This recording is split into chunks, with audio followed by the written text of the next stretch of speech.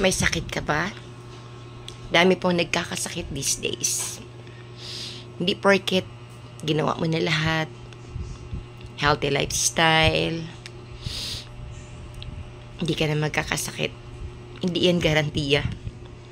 Dahil sa hirap ng panahon ngayon, maraming bakterya at virus na nagkalat.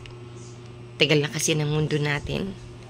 Kaya pwede ka talagang magkasakit or tamaan ng sakit anytime. Tanggapin mo na during the time na may sakit ka, ay mahina ka. At dyan ka mag-umpisa na bumangon sa weakness mo na yan. Isang araw magising ka, napakalakas mo na.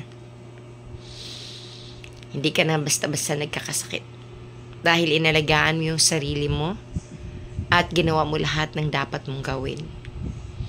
Basta tandaan nating lahat, ang pagkain ng healthy na pagkain na isa sa pinakadaan na tayo ay magkaroon ng magandang kalusugan. Sa mga mayroong sakit dyan na mahirap gamutin, nag-umpisa lang po yan sa simpleng pang-aabuso sa kanilang katawan through foods. Dahil likas naman sa ating mga Pilipino, ang palakain. Isa na ako doon. Kaya nga, hindi ko naman sinasabi na bawal ang pagkain ng masasarap. Siguro, in moderation. Huwag masyadong kumain ng marami dun sa mga pagkain na hindi naman maganda ang effects sa ating katawan. Kasi tayo na mga kumakain, tayo nakakaalam nun na yung kinain natin ay walang bad effects sa atin. So ako talaga dito sa Facebook, wala pa akong ibang hangad ang makatulong. Kaya kung ano man yung magagawa ko para sa aking kapwa, sinimulan ko na. Sa araw pala na ito, may sakit ako. Mahirap aminin, di ba?